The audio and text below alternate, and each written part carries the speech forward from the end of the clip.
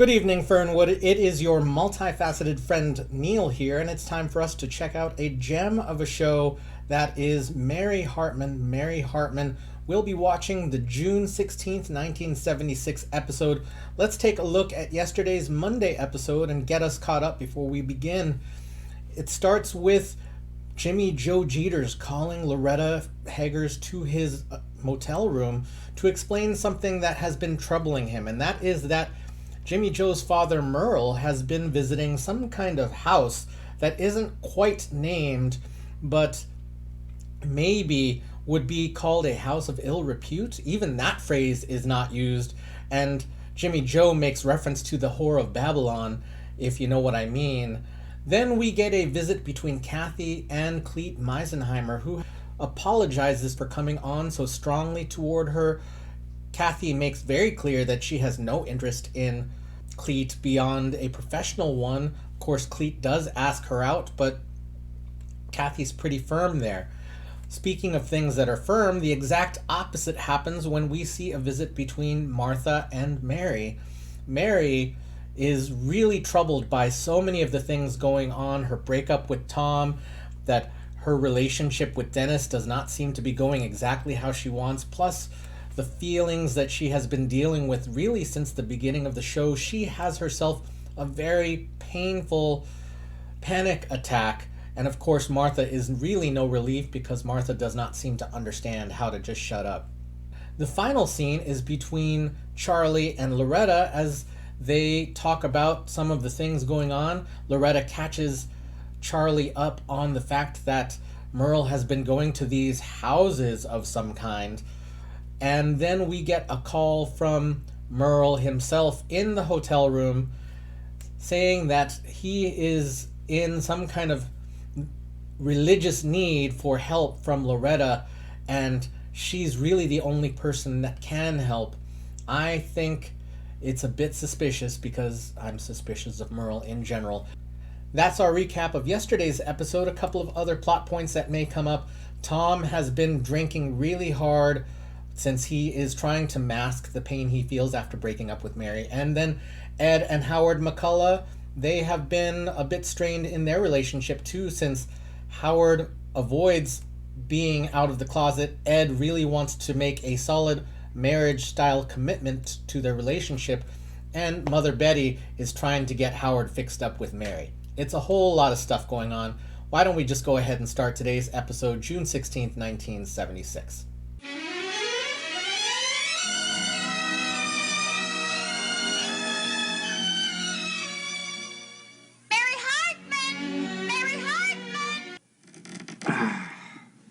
Beer? Nope. I don't have to worry about setting a bad example, George. Tom ain't here right now. I'm not worrying about that. I just happen to get gas with beer. I have another one of those, and I'll keep Martha awake all night, if you know what I mean. Martha having any luck finding those long-lost parents of hers? Oh, I wish she'd give up that mess. You can't blame a body for being curious about a thing like that, George. Yeah, but she's got a big bug in her bonnet about the fact that they come from Oklahoma and they're going to be oil millionaires or something. At my luck, they'll turn out to be a couple of Okies, and I'll have 2 more mouths to feed. What time is it? It's 2 minutes after you asked me the last time. Loretta went to the market. She ain't going out doing any hanky-panky. I don't know what she's doing with an old coot like you anyway. But as they say, love is bald.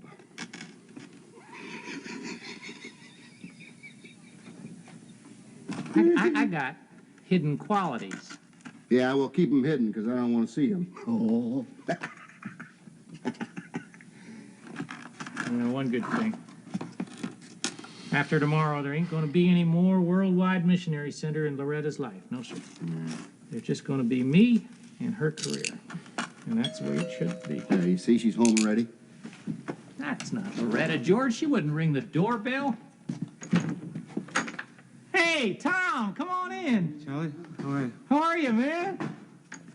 George? So I just spoke to Martha, and she told me you're over here, so I wanted to talk to you. How you doing? Oh, no, not bad, not bad. Here, take a tree. Get to work, Tom. Listen, you want a beer? No, thanks. You're turning down a beer? Yeah, I'm trying to dry out. Hey, Tom, that's terrific. Hey, great, man. Yeah, I hope it works. Well, thanks for the encouragement, George. It's gonna work. No, I just don't count your chickens before they're hatched. Yeah, I told you it's gonna work. Look, when you're an alcoholic, you just can't lay off that stuff all overnight, you know. Yeah, well, I'm no damn alcoholic, George. I'm not an alcoholic. All right, okay. Now keep your shirt on. Look, I know you think that I'm an old fogey and I don't know anything, but why don't I go and talk to Billingsley? They got that alcoholism program there at the plant. Maybe take a couple of courses, get back in the job. I don't need no alcoholism program, and I don't need that damn job. I need it like I need a hole in the head. I don't want it, George. I'm not going to spend the rest of my life pounding 2 nails, 2 screws into an overhead light. That's all. I'm not going to do that. Tom, you gotta get something, man. Well, I'll get something better than that. I'll find me a job. It'll be a hell of a lot better than that job. Yeah, right. I wish you luck, too. Yeah, well, I know you do, Charlie. Thanks a lot. I know that. Now, listen, George, I want to talk to you about something. So, George? Yeah, what? Well, I'll tell you, I'm not working at the plant anymore, right? So I'm going to resign from the union board. And I thought maybe you might want to pitch yourself to replace me. No. You do a hell of a lot better than I did because you know all those damn crooks in the union. All right. Come on. I don't want that hassle starting in I don't my want no house. hassle. I don't want no hassle. Right. Take a treat, Tom. Get to work.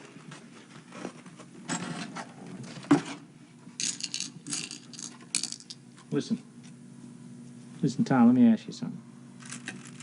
What? Think there's any chance of you and Mary getting back together, maybe? No, I don't think so, Charlie. I don't.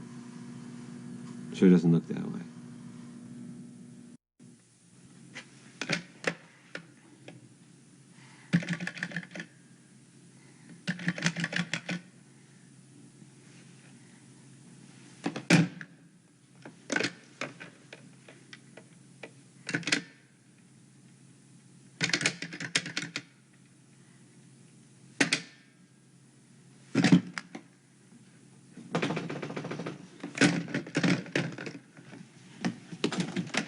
Oh, Roberta. Oh, I'm so glad you're here. I've been trying to reach you, but I can't get out on my phones. I can't. There's like a disconnect thing going on with my phones. I mean, I had the repairman here. He checked it, then it worked again, and then it didn't work. The thing just keeps going haywire. What are you doing? Oh, I'm just checking to see if the world's still here. You want some coffee? No, thanks. Oh, well, okay. I don't know how good this is or anything like that, because now the Tom's gone, I have no one to tell me how bad my coffee is anymore. You know, people are much too polite to do that. I can't tell you what this feeling is, like this disconnected feeling I have of not knowing how bad my coffee is. You know, I've had no one to talk to about this, no one to have like an open, honest, just broad-minded conversation about how bad my coffee is. Do you know what I mean? Did I say hello to you? Yeah, I think so, when I first came in. Oh, good. No, good. I am really glad. Oh, please, Tom. No, I'm really glad because I think that politeness is so important. I mean, I don't care what is going on in one's life. I mean, it doesn't matter. The worst thing could be happening. The worst catastrophe. I think there's always room for manners and politeness. Come on, Mary. Now, what's all this talk about catastrophe? Roberta, if you don't want to talk about it, we don't have to talk about it. I would like to say one thing, and then I will say nothing more, okay?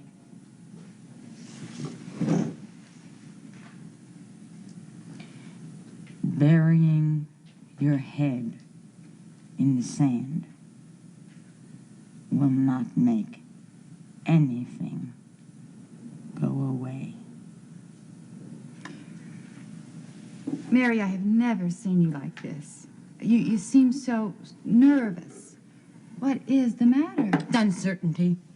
Uncertainty makes me nervous. Certainty makes me unnervous. I mean, that's how it is. I mean, you would know something like that. I mean, when I am certain, I am not nervous, and I am relatively uncertain now. I mean, you would know this, Roberta, from teaching stat and selling real estate. Okay.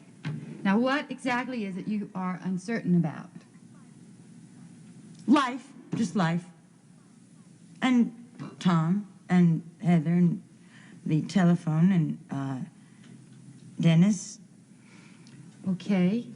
Now, are you still very close to Dennis? Fair. Just fair. I mean, I think that I may be closer to him than he is to me. Would you like him to be closer to you? I don't know. I mean, I just don't know. I don't know. I want Tom back so much.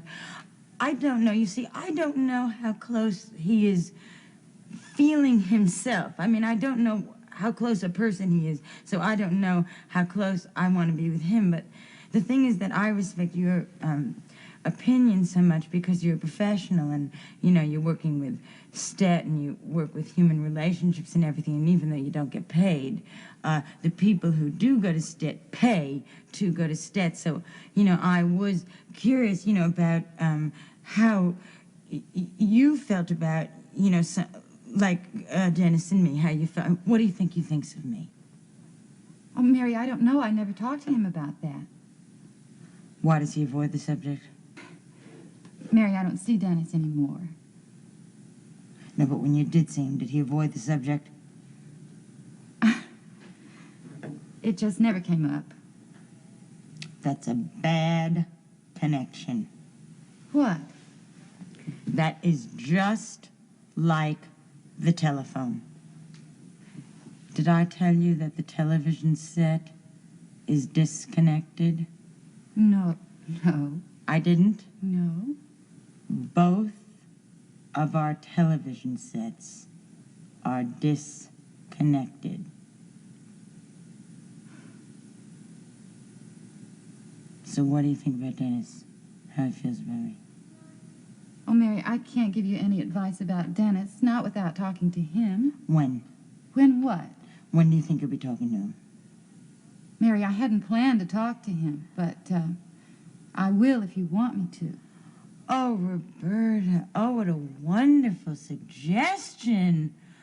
Oh, what a brilliant suggestion. Oh, thank you so much. I'm so sorry, but I have to run now. It was really nice seeing you.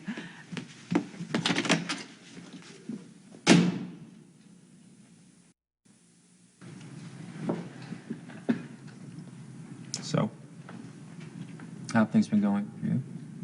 Fine. Busy. I'm still working for STET. And I'm studying hard at real estate school. How are things going personally? Fine. STET has been an enormous help, of course. I've got my emotions in hand. Actually, I miss seeing Raymond as much as I used to. But then I guess I don't see him because, after all, I left him for you. And then you left me for Kathy, and then you left Kathy for Mary. Round and round we go, down and down we go. In a spin. It's Loving not the funny, spin that we're Dennis. in. I'm not making fun.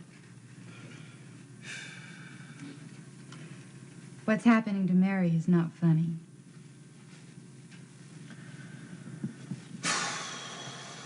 Mary, Mary, Mary, Mary, Mary, Mary, Mary, Mary, Mary, Mary, Mary, Mary, Mary, Mary. Well, Well, what? you know she's waiting to hear from you. Yes, I know. Well, I'm stuck, Roberta. I don't know how to sort this out. Dennis, what are you going to do? What are you going to do about Mary? I don't know.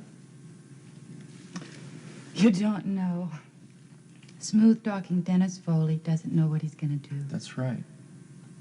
Because I've never been in this situation before. I have never felt about anyone the way I feel about Mary. I love her, and I'm lost. You got to give me a better answer than that, Dennis. And stop acting like a poor little helpless child. Now, you've been deliberately playing with Mary's emotions. That gives you responsibility. And you're just wretched if you intend to walk away from it. wretched and callous and irresponsible. I don't intend to walk away from it. I'm not playing with Mary's emotions, and I am trying to be responsible to both Mary and myself, because Mary wants to get married. That is the last thing that Mary needs. She needs to be taken care of. She needs to be paid attention to, not legalized. And I can't make her see that. I am not going to let it go at that, Dennis. Don't think you're going to get out of this because you are logical and sexy and everybody's in love with you. Dennis, you've got to know what you're going to do. All I want is an answer. Dennis, you broke up Mary's marriage. Oh, Roberta, come on, look. That marriage was headed for the rocks long before I got there. Yeah, but you're the one who put it on the rocks.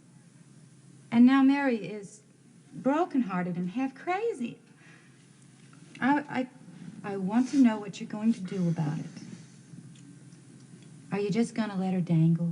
No, I'm not going to let her dangle, and I am going to do something about it. Well, I guess Mary should be the first one to know. Loretta, honey, I'm home. Honey?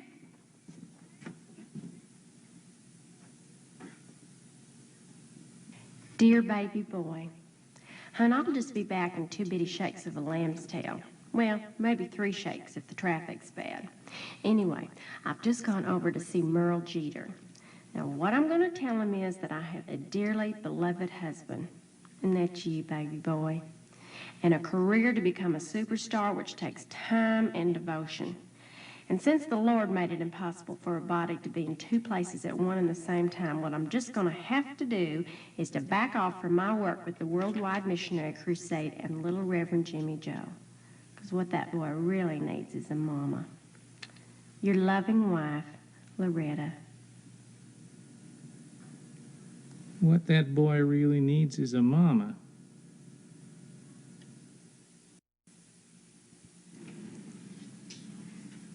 You know, I think I'm really glad you found out about me, the truth. I mean, Well, they do say that confession cleanses the soul. Of course, you didn't really confess. Actually, it was Jimmy Joe that confessed. But I guess seeing as how y'all are in the same family, you know, it's just as good as you confessing. right. Spoken like the good Christian woman you are. You know, I guess the Lord led Jimmy Joe to confess the truth to someone like you with your kindness and your understanding, a person with the strength and the charity to give me the help that I need right now during my terrible ordeal. Because I guarantee you, my guilt is eating away at my soul. You know, speaking of guilt, I've had a little bit of it eating up on me, too. You too? Mm-hmm. Go on. Yeah, I have. Because, see, I really have not been living up to my love, honors, and obeys. You know, on account I've been spending so much time to the World Missionary Center that I've really kind of been neglecting Charlie. You remember Charlie, you know, my husband, Charlie Hakers. But I'm sure he understands that. Well, he understands, all right. I'll tell you what it is. He understands that the dinner ain't never getting in the table on time, and that I just have not been devoting enough time. I've been neglecting my God-given talent of writing and singing songs that definitely going to be #1 on the charts, Right. and will bring just joy and happiness to millions of good people. And see, I'm coming to think that the Lord might think that that's a whole heck of a lot worthier than my missionary work that I'm doing for some folks that ain't really getting saved. But that sounds like you feel like you're being tainted by associating with a miserable sinner like me. No, that's not what I mean. I know that you don't deliberate go out sinning and stuff. I know Right. that. And I also know that men just have this animal-like hunger, you know, Right. that they can't help. Right. That's got to be fed. I know that. But I'll tell you, at least, of course, if Jimmy Joe, what he says is true. No, shoot, it's true, every word of it. In fact, Jimmy Joe doesn't even know the whole of it. You mean you've done worse stuff than going to them houses? Well, I mean, I've been doing it a lot more often than Jimmy Joe knows about. Oh, well, that must be tiring. No, it's just something I can't help. I can't deal with it. The evil spirit is so strong in me that I can't fight it by myself. And then, I don't know, it seemed like it possessed me right after my darling Lurleen went to her heavenly reward. Lurleen, is that your wife? Right. And a finer Christian woman never existed. She did her wifely duty so faithfully, so regular, you know what I mean? It's a shame she was taking them so soon, so young. I guess, in a way, that's the way things go, though. God works that way sometimes, you know? Yes, he does. God works in ways mysterious and wondrous wonders he do perform. Exactly. And you know, in my awful loneliness, I've tried to fight the devil by working real hard for the worldwide missionary crusade, but, you know, I was always so tired and worn out that the devil he kept tripping me up. You know, he tripped me up in Terre Haute and St. Joe and Little Falls, that's upstate New York, and Cincinnati, Laramie. Well, you know, just so many places, I can't even remember the names of all of them.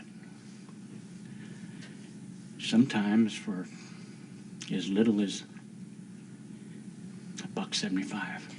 Them women sold their souls for as little as $1.75? Well, you sweet thing, you wouldn't know anything about that, but the world is just, I mean, sin is rampant in this world of sinners. Yes, it is. It certainly is.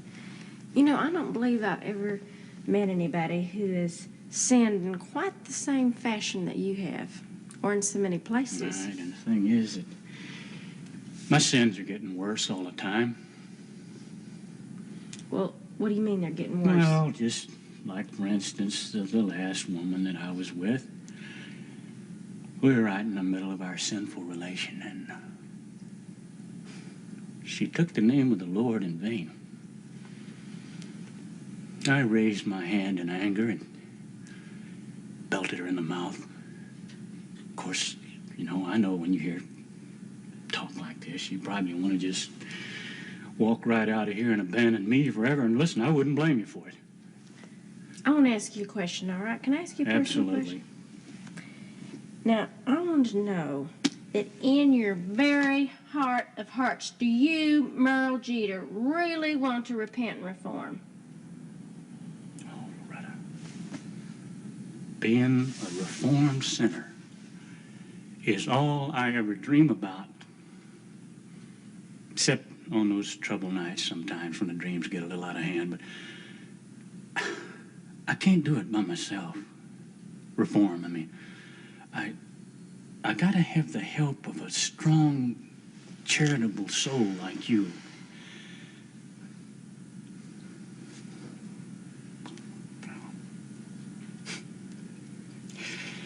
Well, shoot, I guess we talked enough about me. It lasted a long time, huh? Listen, you were about to say something about your little singing career. What was it? Well, I got me a record, you know, made. Right. It's called, Vitamin L. Vitamin L. And it's going to be released real soon here now. And I know that it's going to be making lots of money. And you remember that I did promise to you that all the money that I was going to make from fun.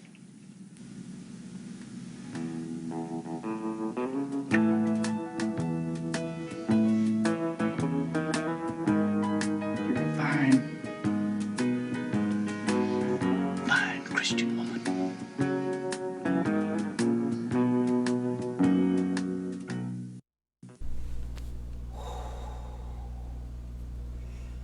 Eeks. Let's take it back from the top. I'll get to that last bit. When we're there, George and Charlie are making trees together and catching up. Tom comes over and he's going cold turkey. Tom still does not believe that he's an alcoholic, but I guess we'll see where this goes. Tom does not want to go back to work for the factory and gets into a little scuffle with George about the state of the union. You know, I guess that's something that they're going to have to hold between each other. It started with some crossed wires. Apparently Mary has been disconnected electronically. I guess that would be the equivalent of losing your phone and having your internet break down today. But she's still really spinning, and I mean, we're going to get to talking about Dennis in a little bit, but just Mary on her own she's in trouble, and she has been in trouble, and I think she needs help that she's not getting. And like, occasionally Howard will listen to her, and that is really good. It's not enough, but it's more than she gets from anyone else. Maybe Roberta is kind, but I don't know. I don't feel it's quite as free. It's not as... I don't feel that Roberta's listening is quite on the same level as Howard's. And, you know, there's plenty going on with Howard that Howard needs to deal with, but Mary needs some real